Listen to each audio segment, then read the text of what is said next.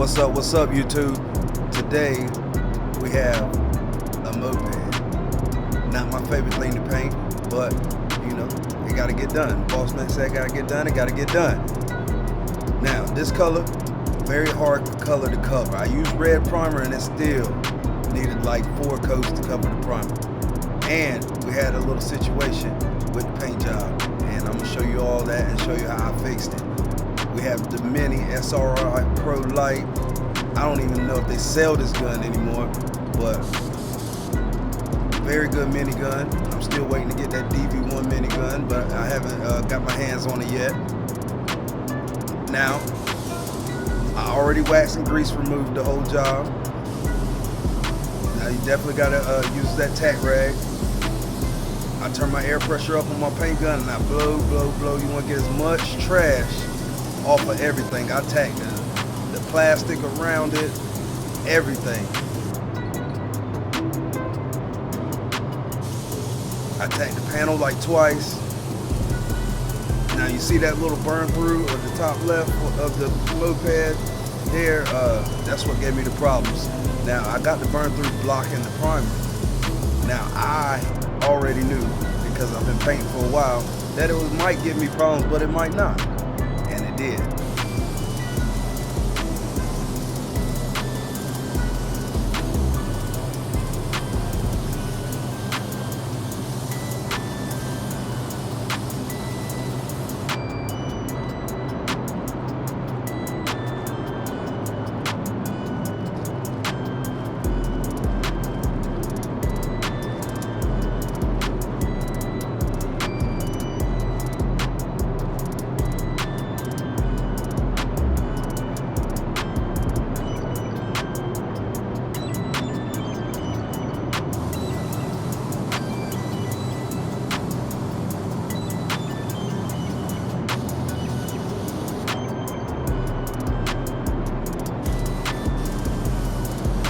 .30 PSI on this gun. I think it says max PSI 29, but 30 for me. And you know, I start off with that base coat blender. It helps out with the blends, helps the metallics lay down on nice and flat. This is not clear coat. I've been asked that multiple times. It is base coat blender. It's like a clear base coat. Now it even helps fill in scratches, you know, from the blocking of the primer and all that.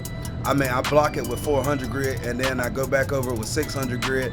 So I could technically go over it right with base coat, but I like to ensure that I ain't gonna have no sanded scratches by laying down that clear base coat blender first. Now when pouring the paint in the gun, make sure you use your strainers. I got a friend that's just learning how to paint. He's at a body shop and he's asking me questions, and I assume every time he already knows what I'm talking about, and he doesn't. So now I realize I have to show more so he can understand what I'm talking about. Now the strainers, I usually use 2 strainers every time, but you can just use one. I strain the base coat, the clear coat, whatever I'm putting in the gun has to go through a strainer to catch it, to keep all the dirt out of the gun.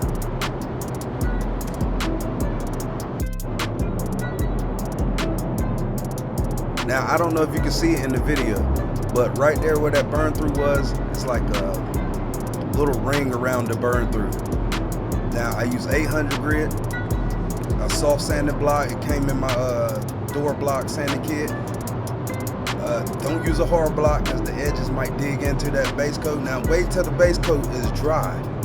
Like, I gave it like 20 minutes before doing this. Now, you can really mess up a job if you go at that base coat before it's dry enough. Now I use water cleaner to lubricate it a little bit, make the sanding, you know, go a little bit easier, not clog up the paper. But you can use regular water. I just use the water cleaner that came with this paint system. Now you want to go real easy, smooth, because the base coat is tacked off and dry, but it ain't fully dry, so you can easily, you know, start digging in too much, and then you just messed up your whole job there.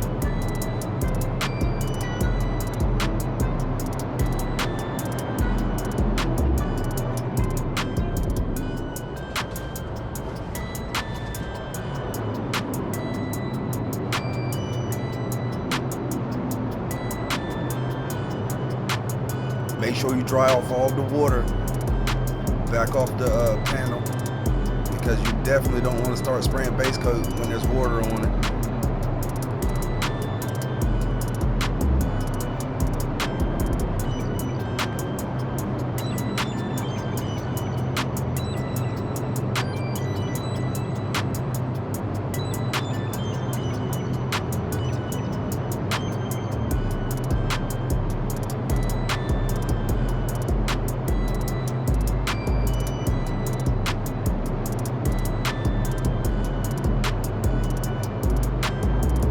You can also use 600 grit. I use 800 grit because it wasn't that bad. I knew, you know, just a little sand and then a little bit more base coat and it'll be fine.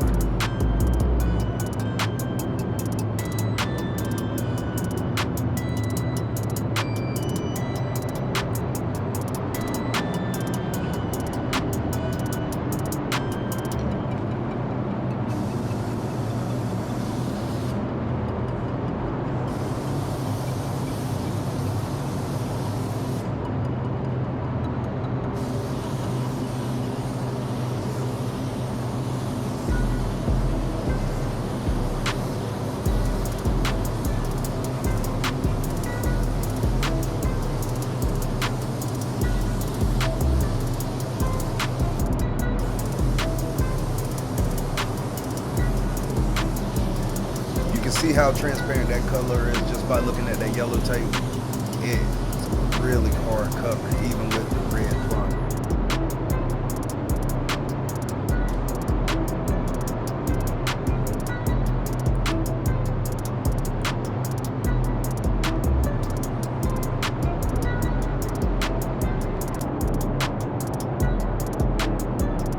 Always check that base coat, make sure everything's covered before you put that clear coat, because once you put the clear coat on, it is too late. And you won't know until you get it outside in the sun and you'll see that big primer spot. I was telling my partner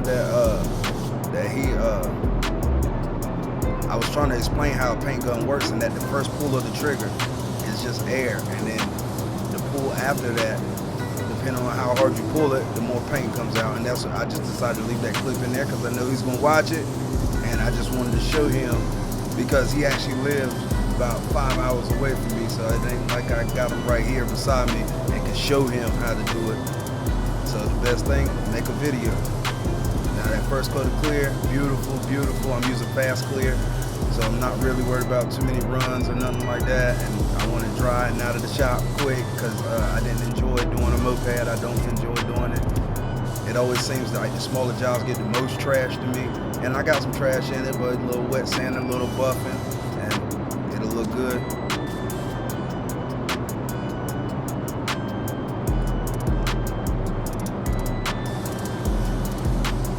Touch that tape just to make sure that it's tacked off good before you add that second coat. I gave it about a 5-minute flash time. It's running about 80 degrees in the paint booth. You know, I always keep it nice and warm in there, so everything's drying out fast, so I can get these jobs done and get to the next one. Second coat of clear, go a little bit slower. Make sure everything's nice. Make sure ain't no dry spots. You want it nice and even.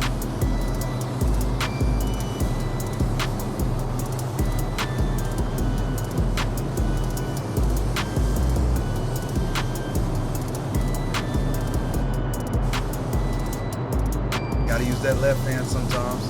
That's one thing, you gotta get comfortable using that paint gun with both hands, because sometimes you're gonna have to use that left hand. That's just how it works. Sometimes when you get in tight situations, you gotta be a little ambidextrous. Is that how you say it? Make sure I pronounced it right. Thank you for watching. Please like, share, subscribe if you like the content. Thank you.